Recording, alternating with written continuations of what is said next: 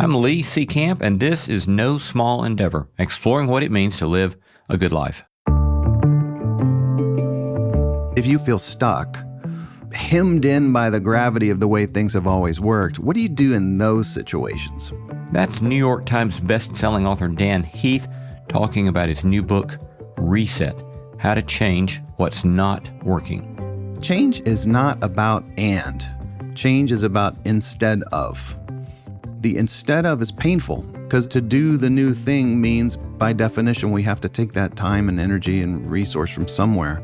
We'll discuss Dan's latest research on facilitating change and what a career spent studying the world of work has taught him about human happiness.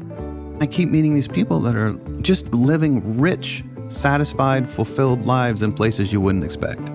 All coming right up. Hey friend, if you didn't know, I started a newsletter a while back that comes out every 2 weeks. I have been delighted to hear from so many of you about positive response to the newsletter. We call it the No Small Endeavor Notebook, where I riff on themes and topics related to our podcast, giving you additional material for thinking and doing in your own quest to make sense of what it might mean to live a good life. Join us by going now to nosmallendeavor.com and sign up there. Again, go to nosmallendeavor.com to sign up now for our free No Small Endeavor Notebook newsletter. You know, it can be hard sometimes to quiet your mind at night with all that to-do list for tomorrow running through your mind, but bowl and branch sheets can help you truly unwind with a softness so extraordinary that your whole body just relaxes into sleep. Bowl and Branch's signature sheets are made free from toxins with the finest 100% organic cotton. They feel buttery soft just right out of the package, and they come with a 30-night worry-free guarantee. They're ethically crafted by expert artisans who earn fair wages, and if you're looking for a new set of sheets, then go check out Bowl and Branch. You can tell the quality immediately, and that sweet color selection, it made me happy to put our new Bowl and Branch sheets on our bed. Feel the difference an extraordinary night's sleep can make with Bowl and Branch. Get 15% off plus free shipping on your first set of sheets at bowlandbranch.com/NSE. That's Bowl and Branch, BOLLAND, branch.com/NSE to save 15% and unlock free shipping. Exclusions apply. Shh. Hear that? Big waves are calling. Dive into refreshment with Kona Big Wave. Tropical flavor and the taste of aloha in every drop. This summer, don't just listen. Join Kona on the Big Wave Bonfire Tour. More information at konabigwave.com/bigwavemusic. Kona Big Wave. Liquid Aloha. Copyright 2025 Kona Brewing Co., St. Louis, Missouri. Mahalo for enjoying responsibly. I'm Lee C. Camp. This is No Small Endeavor, exploring what it means to live a good life. According to the Harvard Business Review, the average person spends about 90,000 hours at work during their lifetime. That's about a third of our waking lives spent in collaboration with people and organizations that impact us in profound and meaningful ways. So what do we do when those systems are not working the way they should? And how does the health of our work life affect our well-being and our capacity for flourishing? Today's guest, Dan Heath, has some things to say about such questions. Dan is the #1 New York Times bestselling co-author or author of 6 beloved business books. These titles have received numerous honors, have been translated into 35 languages, and have sold over 4 million copies worldwide. Dan has an MBA from Harvard Business School and a BA from the University of Texas at Austin. He hosts a top 5 Apple Careers podcast called What It's Like to Be. And in every episode, he interviews someone from a different profession: couples therapist, homicide detective, cattle rancher, and much more. His latest book is entitled Reset: How to Change What's Not Working. So today, our conversation with Dan Heath. Welcome, Dan. Thanks so much, Lee. Pleasure to have you with us. Been paying attention to your work and your books for a long, long time, so I'm pleased that we get to visit together today. Thanks for the invitation. So your latest book came from a trip to Chick-fil-A? That's probably a little bit too narrow, but Yes, I think the seed was planted there. So this was a night in the pandemic. I was sent out to fetch dinner for the family. And I get there and there's like 50 plus cars in line. It was the longest line I'd ever seen at a drive-through. And, my spirits are immediately crushed because I hate waiting in lines like that. I hate sitting around. And so I start frantically trying to formulate some lie that I can tell my wife about why I came home without the chicken nuggets she had requested, and couldn't come up with anything. So I kind of reluctantly rolled into line. And it didn't take 30 seconds for my emotions to kind of flip, because this was the most sophisticated drive-through line I'd ever seen.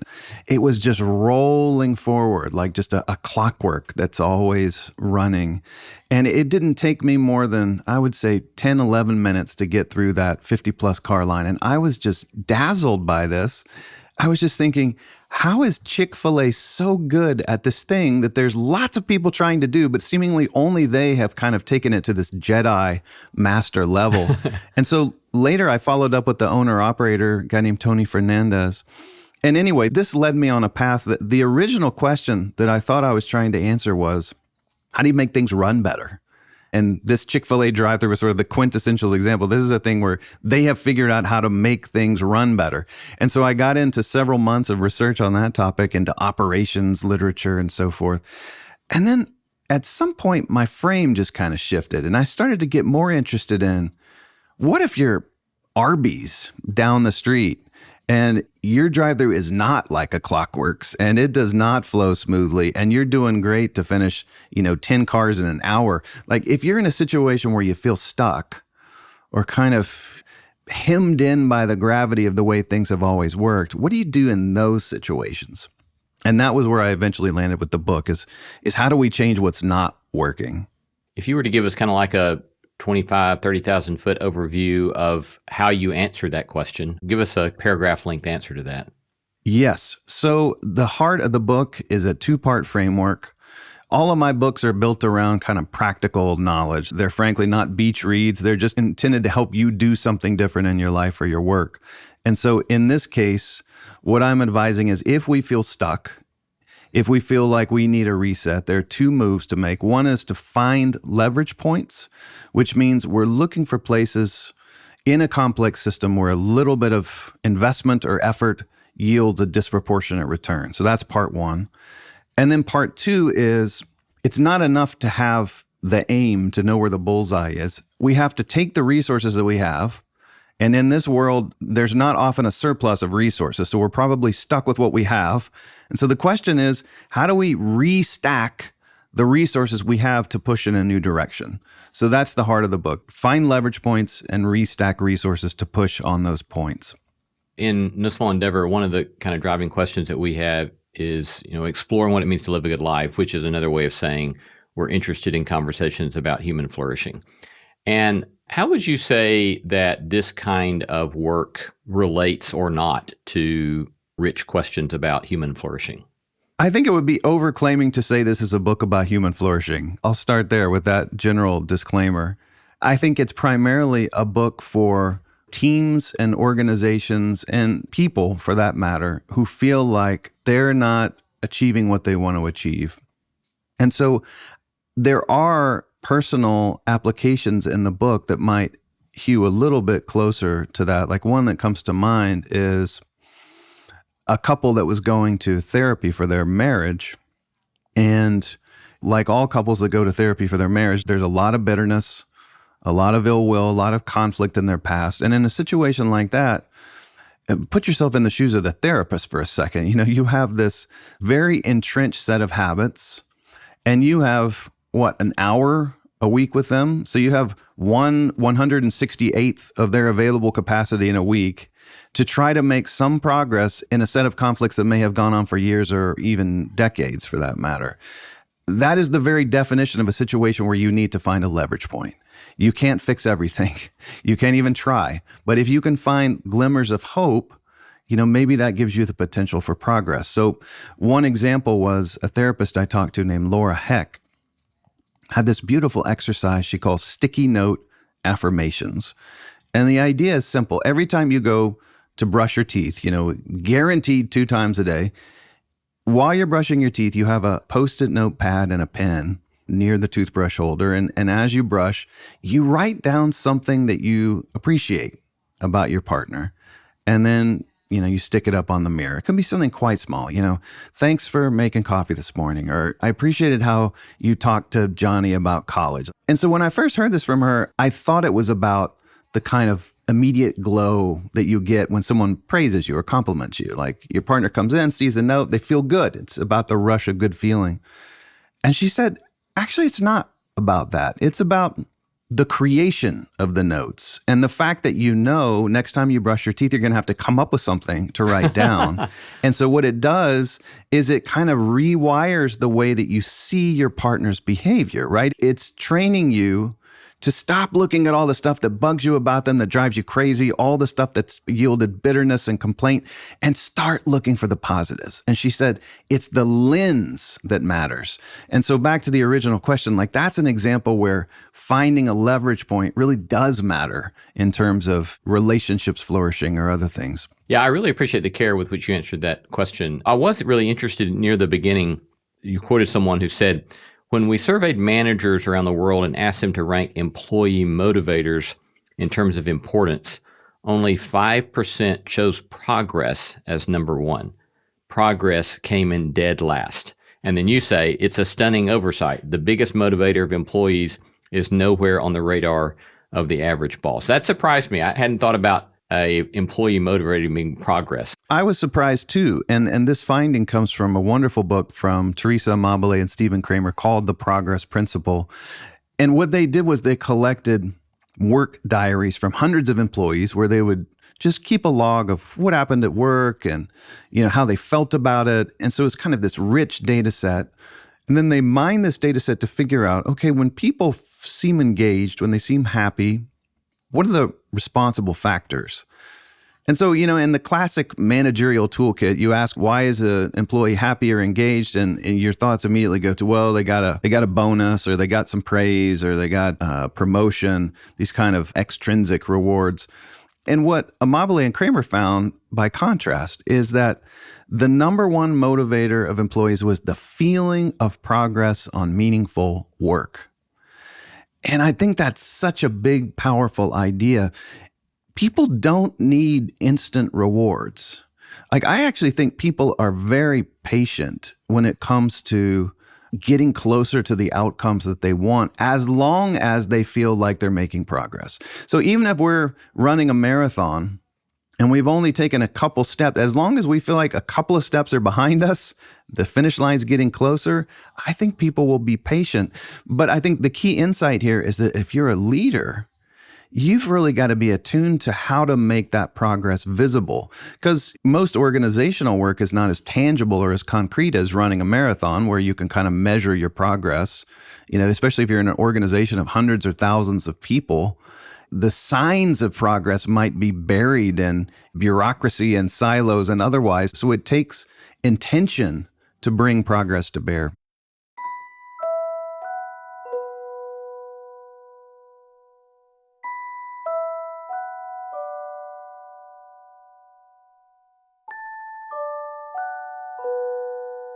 So let's turn then to part one, find leverage points, and explore some of these. The first one you suggest is simply go and see the work, see what's going on. So unpack that one for us a bit. Go and see the work is a phrase from Nelson Repenning. He's an MIT management professor. And this is a very simple idea. It's if you want to look for these leverage points that are so precious when we're trying to change things, you got to get closer to kind of the front lines of the work. So if you're a hospital administrator, you want to make your healthcare better, you've got to walk the halls, visit patients, see families in the waiting rooms, talk to your doctors and nurses. If you're a factory manager, you've got to kind of walk the floor and follow an assembly all the way through the production line. One of my favorite stories in that chapter is about an assistant principal who shadows a student for a full day, a ninth grader named Alan. She meets him when he comes in the building. She follows him. She sits next to him in all his classes. There's a video of this that is priceless. You should see his expression. He is not psyched to have the assistant principal shadowing him for all this. When he does an assignment, she does an assignment. When he goes to lunch, she sits next to him, eats cafeteria food. And what I think is so special about this is, Here's a woman who comes to this building every single day, right? Her office is in the building.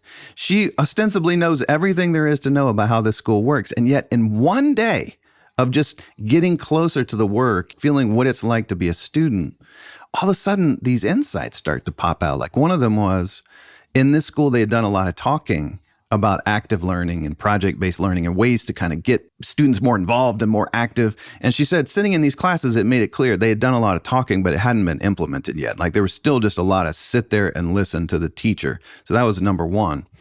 Number two, I think, was a little more subtle. And it was this kid, Alan, was in a double period remedial math course because he hadn't been up to snuff on his math scores. And so they said, oh, we'll give him some extra help. And what occurred to the assistant principal was, number one, this is a really painful thing to sit through, like 2 hours of math, especially in the lunch period. And she said, it's just extracting a psychological cost.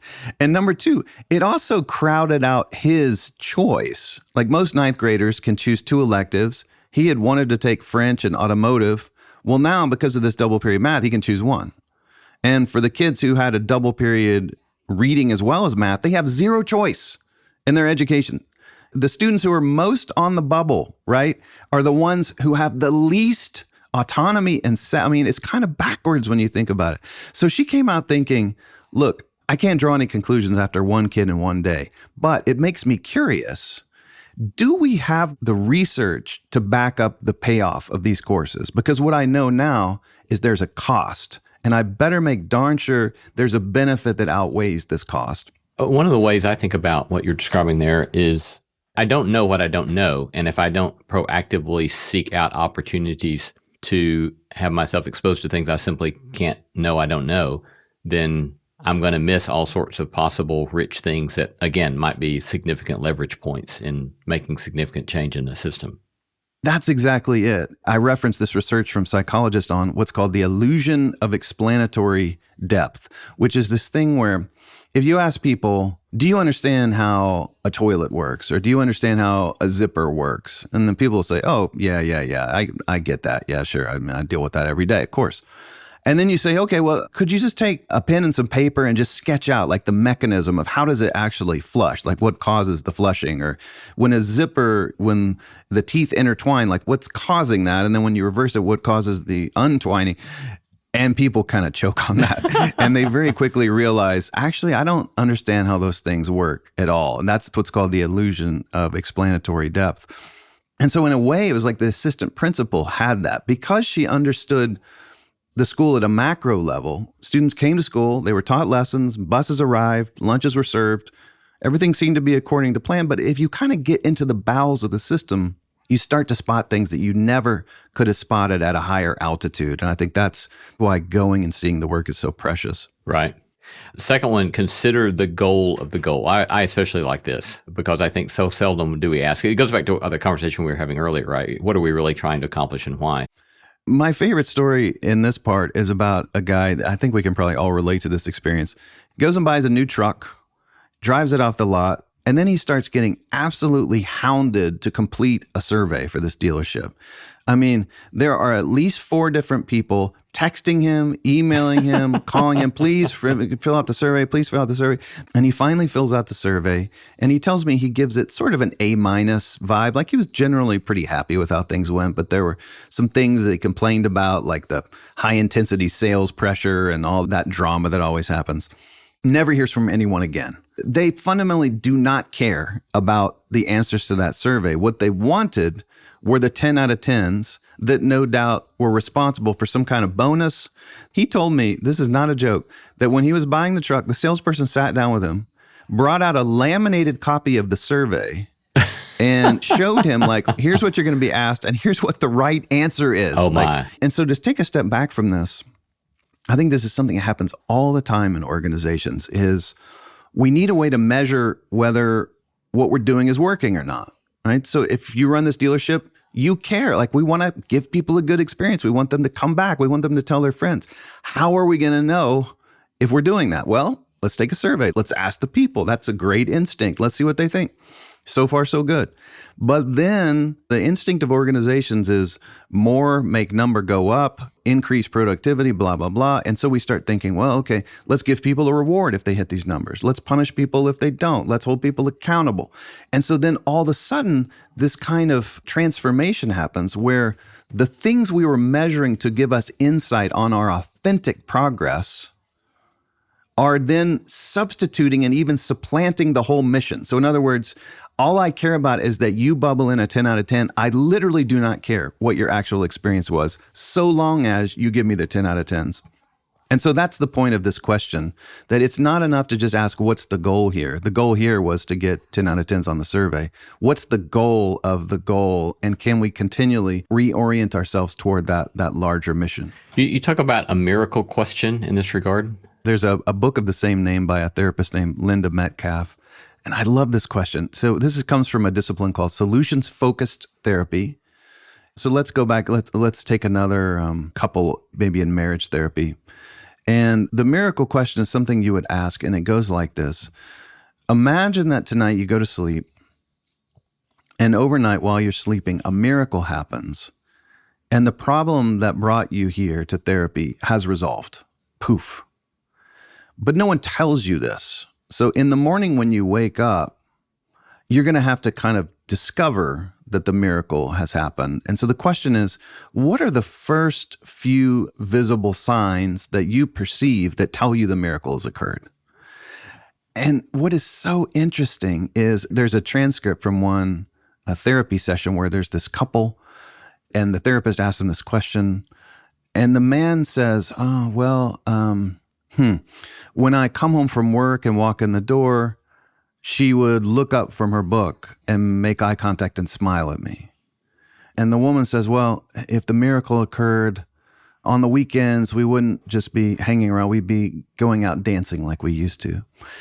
And there's this kind of epiphany for both of them where they realize like, hey, I didn't realize I wasn't acknowledging you when you came in the door, or that it would be important to you for me to smile. And hey, I didn't realize you still would want to go dancing, after all these years. And so what the miracle question is doing is it's taking this domain that could have been filled with bitterness and negative emotion. It seems almost too big to intervene. Like, how are you going to fix a broken marriage? Too complicated, too much water under the bridge. But it's saying, hey, the first steps are surprisingly tangible. The first step is, smile when he walks in the door. The first step is ask her out to dance.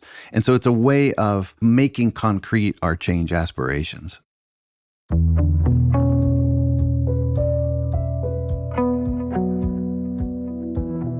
You're listening to No Small Endeavor and our conversation with New York Times bestselling author Dan Heath. I love hearing from you. Tell us what you're reading, who you're paying attention to, or send us feedback about today's episode. You can reach me at lee@nosmallendeavor.com. You can get show notes for this episode in your podcast app or wherever you listen. These notes include links to resources mentioned in this episode and a full transcript. We also have a free bi-monthly newsletter in which I riff on themes and behind-the-scenes goings-on called the NSC Notebook. You can subscribe to that newsletter for free by going to our website at nosmallendeavor.com/newsletter. Coming up, Dan and I discuss the second concept he covers in his book, Restacking Resources, and the key lessons he's learned from almost 2 decades studying change.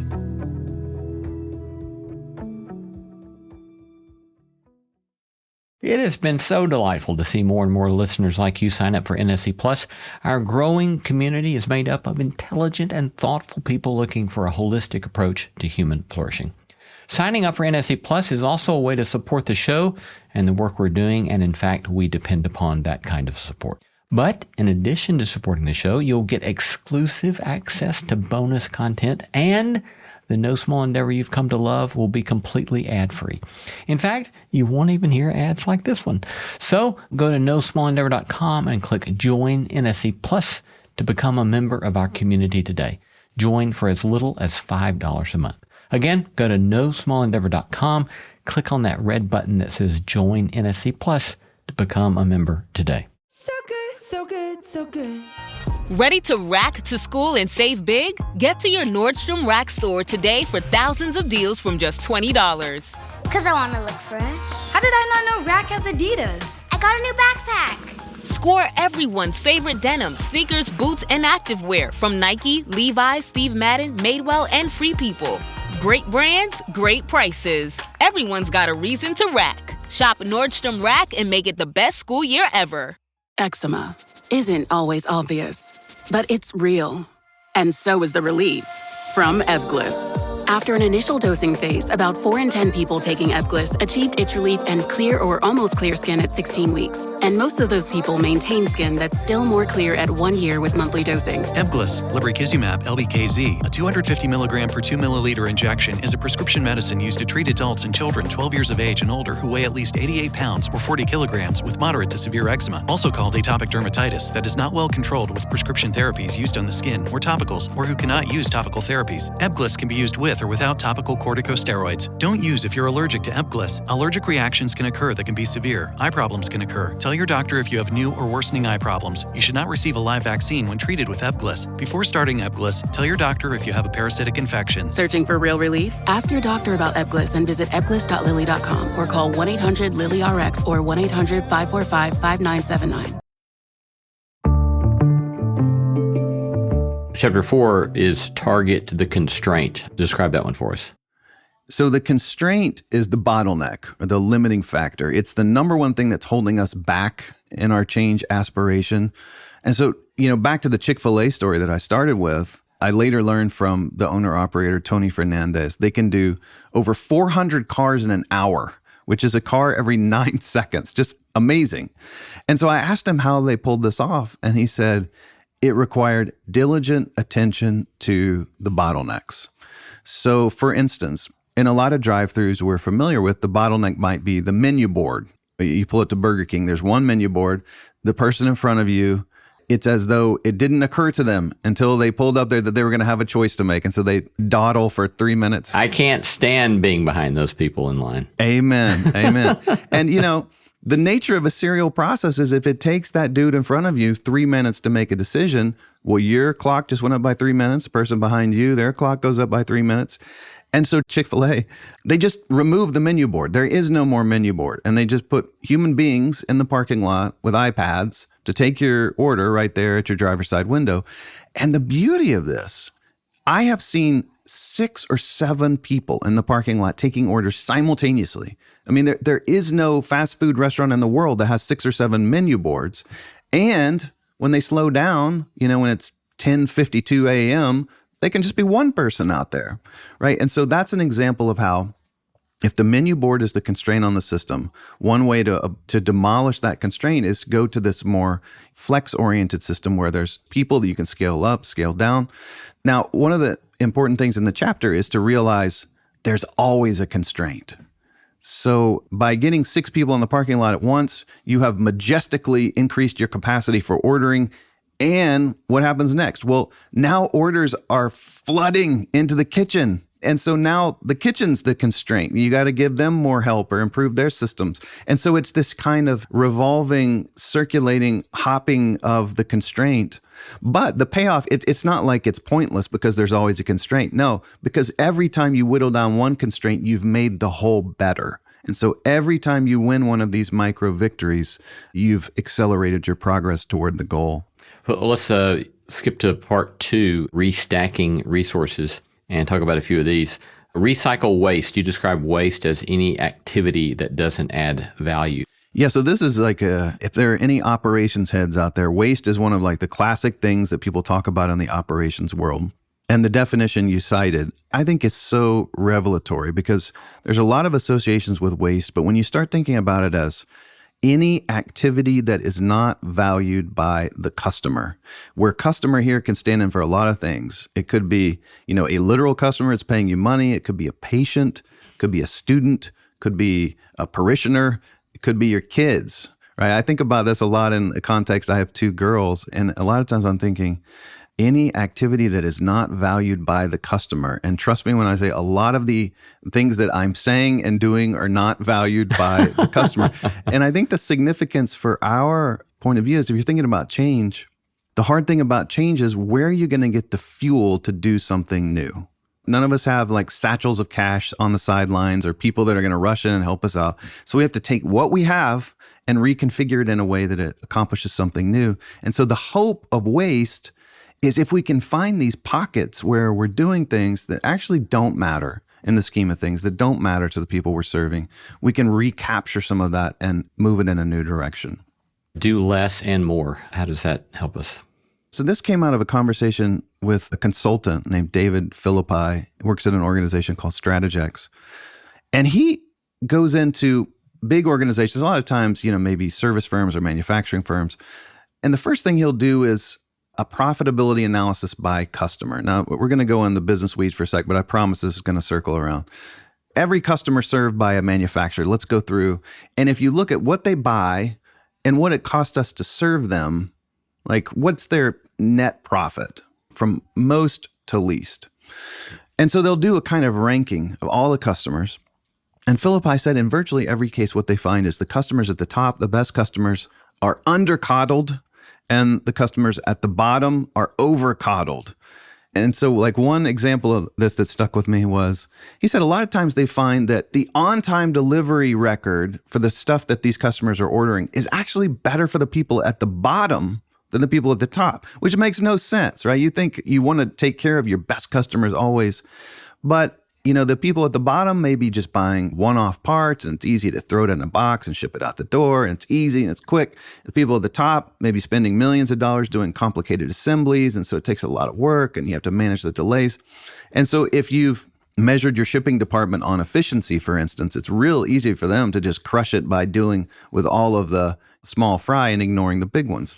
All right, so here's where it circles around, is after this conversation, I started thinking, like, isn't this a pretty good metaphor for a lot of different aspects of life? Like, couldn't we do the same, like, conceptual ranking of all of the relationships in our lives? Like, there are clearly people at the very top who we cherish the most, who give us our greatest sense of fulfillment and satisfaction, and we adore. And then there are people at the bottom who we do not adore. Maybe they're a lot to deal with and they spark anxiety. They might be outright toxic.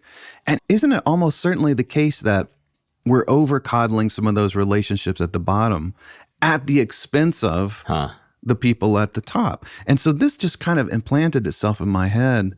And I started to think, isn't this really a recipe for change of all kinds? So the presenting problem is, we want to do something new, but we don't have extra resources to do the new thing. Where do we get the resources? Well, let's start thinking about, of all the things we're doing, like, what's being over-coddled? Can we steal time, energy, resources from the over-coddled and give to the most important, the most valued, the under-coddled at the top? I'm remembering again, repeatedly in interviews I've done over the last 2, 3, 4, 5 years, one of the things that keeps bubbling up in some way or the other is simply the disproportionately large importance of intentionality. And here you're pointing us to that in one particular way, right? We typically are not intentional about asking these kinds of questions. A little bit of intentionality seems to go a long way, but I don't know, any reaction to that notion? Absolutely. In fact, I was talking to this consultant, David Philippi, and I brought up the relationships thing. I was like, hey, this may be weird, but if you think about this in terms of relationships. And he said, oh, absolutely. That's the way I think about it. And he gave me this beautiful example. He said he was leading a client workshop on some of these ideas. And afterwards, the client asked him out to dinner. And, if you're a consultant and the client asks you to dinner, like, you go. That's just like what you do. But he said, he paused and he said, I'd love to go to dinner with you. Here's what's on my mind. I've got a 13-year-old at home that loves to play soccer, and I've got an 11-year-old that loves to play video games, and I've got an 8-year-old that wants dad to read a book. And I feel like the amount of time I've got left where they still want to play soccer with me and play video games with me and get books read to them by me is all too finite. And so, with respect, I think I'm going to go home and play soccer and play video games and read a book, and maybe we can do the dinner another time. That's just a really tangible, everyday example of how you can reallocate your own resources, to put it in a dorky way, to accrue to the most valuable people in your life. You suggest an exercise there in that chapter on a quadrant exercise, things to start, things to stop, things to do less of, things to do more of. Describe that for us a bit. Yeah, this came from a friend of mine who said at a retreat for his organization, they drew a 2x2 up on the whiteboard. And one part of it was, what are we going to stop doing? What are we going to start doing? What do we want to do less of? And what do we want to do more of? So stop, start, less, more. Now, I think most of us have the sense of there's two of these four that are way harder than the others, and they are stop and less. Right? Everybody likes the start and more. It's exciting to think about the new thing, the exciting thing, the new ideas. But as I say repeatedly in the book, change is not about and. Change is about instead of. Mm. And I think the instead of is painful because it means to do the new thing means by definition we have to take that time and energy and resource from somewhere. But I think it's a good discipline for us is that for every new thing we want to start, like what is the commensurate stop or do less part? Obviously, there's required a bit of facilitation of motivation in all of this. So you have one chapter on tap motivation. Describe to us how we might make some progress there. One thing that's interesting in the corporate world, so any listeners that work in a business, you've probably heard the phrase buy-in. And buy-in means if I'm a leader, I'm going to try to get you to want what I want. That's buy-in. I'm going to get your buy-in. And it's not that I think that's a bad idea. That's basically just persuasion in disguise. And I think persuasion is great.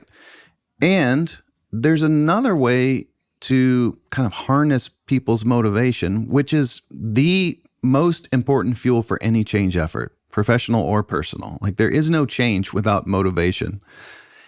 And what leaders rarely do is just kind of figure out, hey, what do people want to do today? So if you imagine a Venn diagram in your mind and one circle is like, what's on people's wish list today? I promise you, every person on your team, if they were made CEO, they would be like, we're going to do more of this. We're going to stop this. We're going to change this policy. There's a bundle of stuff people want to do. And then there's an intersecting circle that's like, if we succeeded at change, what would that require of us? Like what bundle of activities and behaviors? Wherever the intersection is between those two circles, what's required and what's desired, that's where you should start as a change leader. It's like the simplest change model in the world. Start with what people desperately want. But a lot of times it doesn't work that way because leaders have pride in authorship. Like leaders want to go off in a back room, come up with the plan, and then come out and sell the plan. But what I'm arguing is often that's backwards. Often you can get somewhere faster by being attuned to what people want already.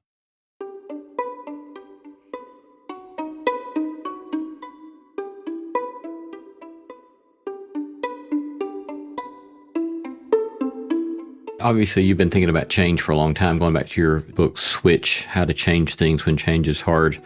In thinking about change for all these years, what would be 2 or 3 takeaways for you in most significant ways to facilitate or to make important changes in one's life individually or organizationally? One is that information rarely sparks change. Every person listening to this right now has something in their life, I'll say your life, just to personalize it. There's something in your life that you're doing right now. It might be eating or drinking habits. It might be some relationship that you're in. It might be a self-destructive pattern of behavior like procrastination. There is something you're doing that you have all the information that you need to know it ain't good for you and it's not what you should be doing in the long term, and you persist in doing that thing, right? All of us fall in that camp. So information is not enough to spark change. Change is usually sparked by emotion, and it's sustained by motivation.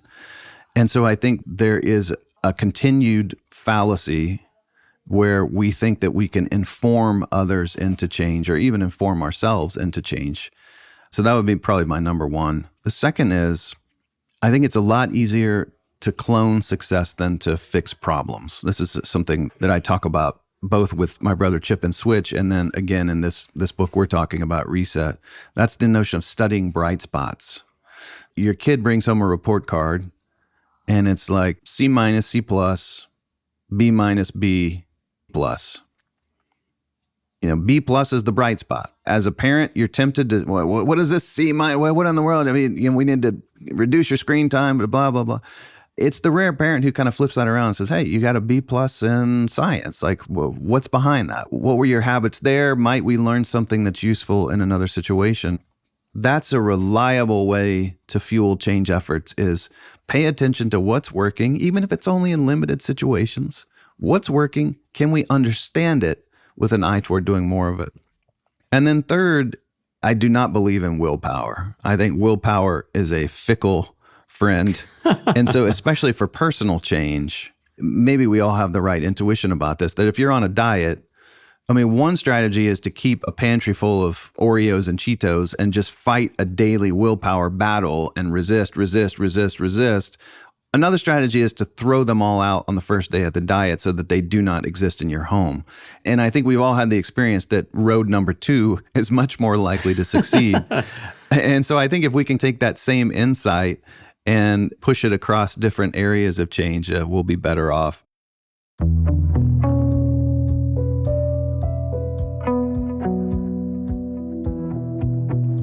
Coming up, it's a short break, followed by stories and lessons from Dan's hit podcast, What It's Like to Be, where he explores the world of work, one profession at a time.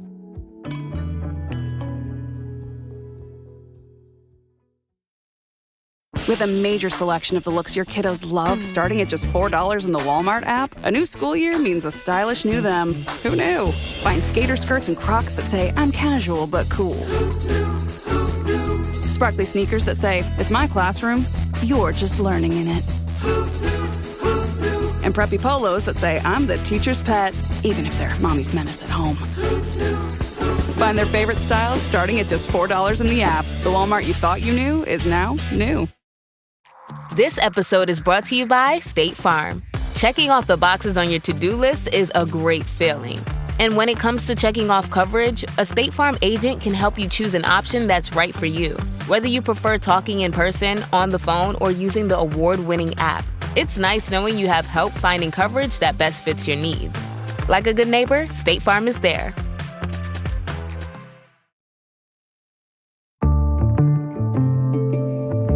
I'd love to turn to your podcast, What It's Like to Be, where you explore vocations of various folks and what it's like to do the kind of work that they do. I'm wondering first, though, why this question as the premise for a show? Was there some sort of experience that led you to want to do this particular show? It was a couple of things. I feel like I just have an unnatural curiosity about what other people do in their work. Like I remember, it's been years now, a plumber came to my house and I had a problem with the toilet. And I did the thing where I thought, well, remember we were talking about illusion of explanatory depth. I was like, oh, I'll just look in the tank. And I looked in the tank, immediately realized I had no knowledge of any of the parts there. And so called the plumber. So he comes out and I just find myself thinking about like, how does he think about somebody like me that's just an idiot? Like, does he look at me with contempt? Or am I like the best kind of customer because like he can shine in my presence and in changing that washer. That's right. Yeah. That's right. That's right. And, you know, what was the nastiest job he ever had to do? And like, if he has a really good day and goes home psyched, like, why is that? And I didn't ask any of those questions. I was too chicken. And then later, kind of a second moment, I was sitting at Thanksgiving dinner with family. And I just remember looking around the table and there's so much I knew about everybody. And I certainly knew like what their job was. I could have like recited their title or employer. But I didn't really have any clear sense of like, what does a day look like? Like, what do you actually do?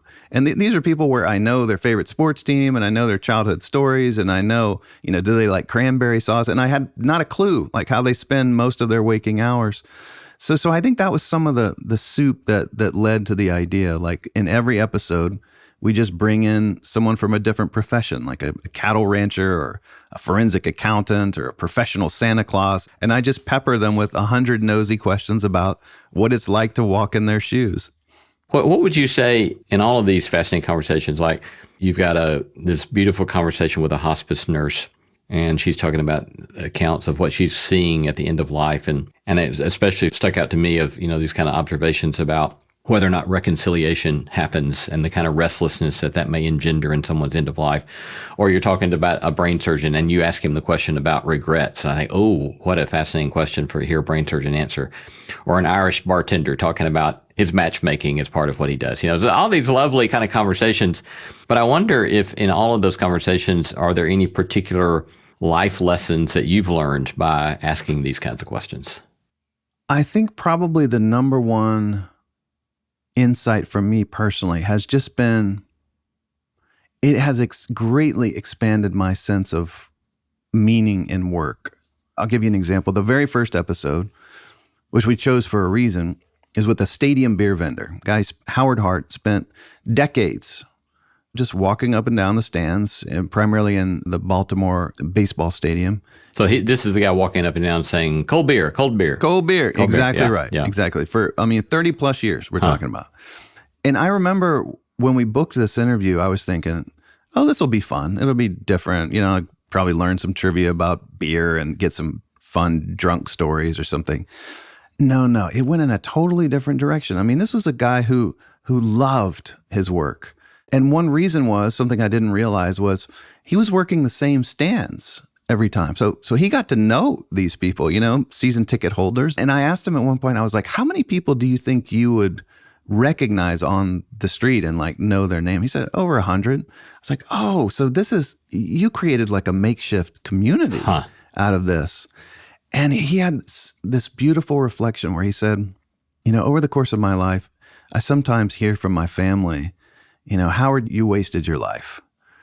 And he said, I didn't waste my life. I loved what I did. And I know I brought something special and positive to the people that I served. And I know that they brought something positive to me. And could I afford a trip to Europe? No. Could I afford a new sports car? No. But I am really proud of what I did. And I would want people to think he was kind, he was thoughtful, he was of service. And, I'm like sitting there tearing up, listening to a stadium beer vendor talk. And it just kind of expanded my mind in a way that has subsequently been expanded again and again and again in these conversations, where I come in with this bias that, well, what is meaningful work? You're at the top of an organization, or your work is consumed by or helpful to thousands or millions of people. Like, it's defined by scale or status or hierarchy. And then I keep meeting these people that are just living rich, satisfied, fulfilled lives in places you wouldn't expect.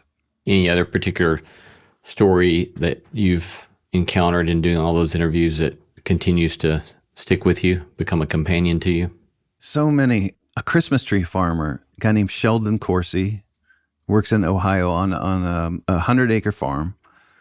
And he just takes such pride in the work. When I say he takes pride in it personally, he hand shears every single Christmas tree on the lot. We're talking about tens of thousands of trees, hand shears with this 18-inch blade. So just picture this guy.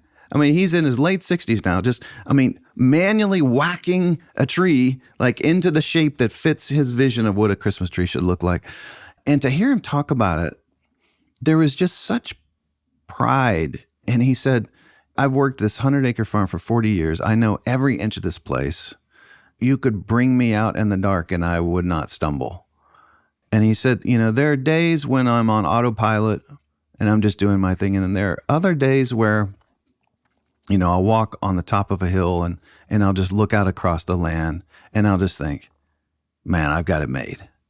I've been surprised how many different people use the same phrasing, like I've got the best job in the world is something I've heard from a Christmas tree farmer and an ocean lifeguard and a tennis coach and a welder. It's been great for my brain just to have more empathy and more understanding in different directions.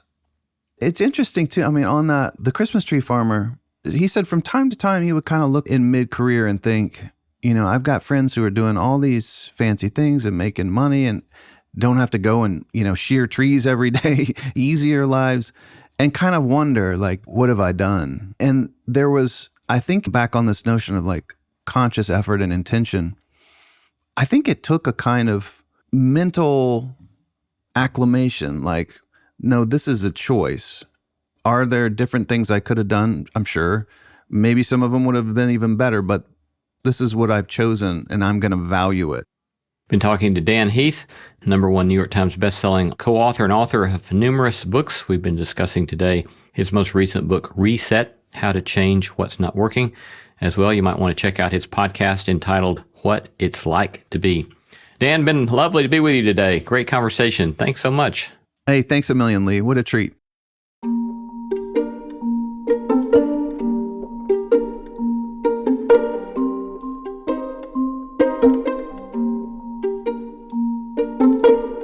Here's just one small closing take on our interview with Dan Heath. First, one thing I would have liked to have discussed longer had time allowed. Dan contended that information is not enough to spark change. This kills me as an academic. Oh no, Dan goes on, information is insufficient. Change is usually sparked by emotion. It's sustained by motivation, he says. And to stick the knife in the back of us academics and twist the knife just a little bit more, he contended that there remains this continued fallacy whereby we think that we can inform others into change, or even inform ourselves into change. I suspect he's right, but it kills me. Moving on, numerous helpful practices toward a good life. 3 in particular. First is to be willing to ask a basic but crucial question. How do you change what's not working? Then look for places in the complex systems around us where a little bit of investment or effort yields a disproportionate return.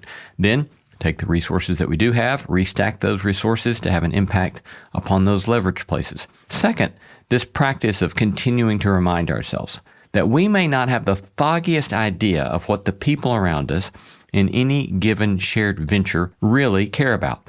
So Dan trotted out this progress principle here as one example, that people actually do care about making progress in doing their work better. Perhaps most of us would never imagine that's high on our coworkers or our neighbors' priorities list. Having realized this then, just, get out of the way. Sort out any ways I'm the problem, ways I'm inhibiting progress.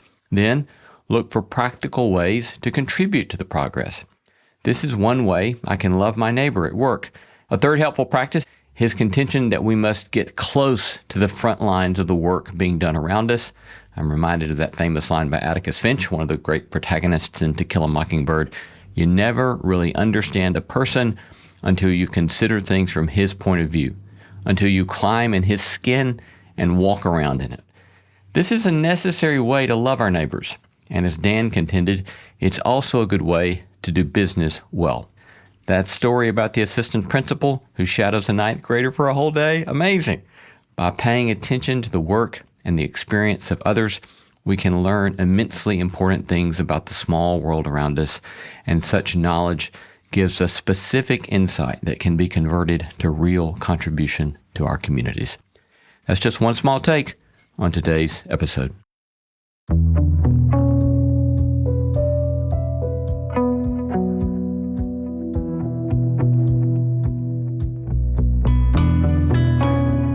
You've been listening to No Small Endeavor with New York Times best-selling author Dan Heath on his new book, Reset, How to Change What's Not Working, as well as his hit podcast, What It's Like to Be.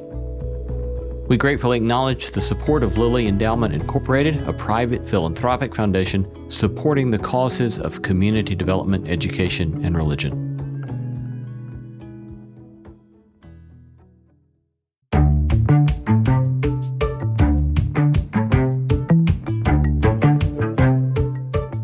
Our thanks to all the stellar team that makes this show possible. Christy Bragg, Jacob Lewis, Carriet Harmon, Jason Sheasley, Sophie Byard, Kate Hayes, Mary Evelyn Brown, and Audrey Griffith. Our theme song was composed by Tim Lauer. Thanks for listening, and let's keep exploring what it means to live a good life together. No Small Endeavor is a production of Tokens Media, LLC, and Great Feeling Studios.